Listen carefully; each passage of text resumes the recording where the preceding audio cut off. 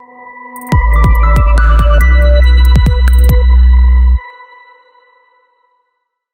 kembali lagi dengan Kak Selis dan kita akan belajar IPA bab 2 tentang kesehatan dan kebersihan tubuh ya. Bab 2 ya, IPA kelas 1. Oke, sekarang subnya tentang kebutuhan tubuh kita. Kan video yang lalu kita sudah belajar tentang kebutuhan tubuh kita: makan, minum, dan pakaian. Sekarang ada lagi kebutuhan yang keempat nih. Kebutuhannya itu lingkungan. Kenapa lingkungan? Karena lingkungan yang bersih, lingkungan yang sehat akan menjadi sehat gitu. Misalnya ini ada contoh ya. Contoh lingkungan sekitar rumah atau kita yang bersih. Apa yang kita rasakan? Udaranya pun bersih, tidak ada sampah, tidak ada bau di mana-mana ya, bau sampah, dan tidak ada sumber penyakit. Kenapa? Tidak ada kuman ya, karena lingkungannya itu bersih ya. Terus bagaimana dan membuat pernapasan kita juga lebih lega ya.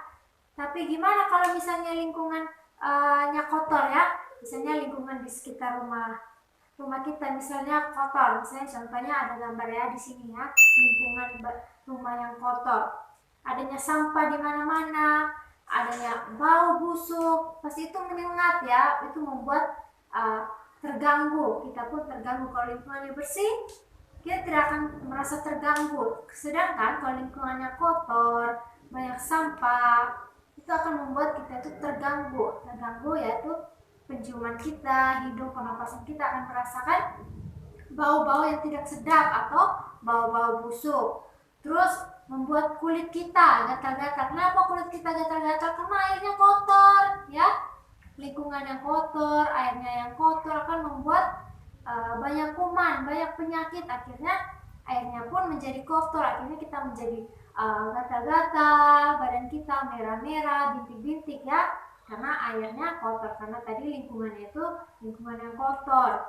Terus menjadi sumber penyakit juga, kita akan terkena berbagai macam penyakit karena lingkungannya kotor. Terus tubuh kita juga akan menjadi sakit tadi ya, karena tadi lingkungannya itu kotor. Terus sehingga kebutuhan tubuh kita juga, kenapa lingkungan?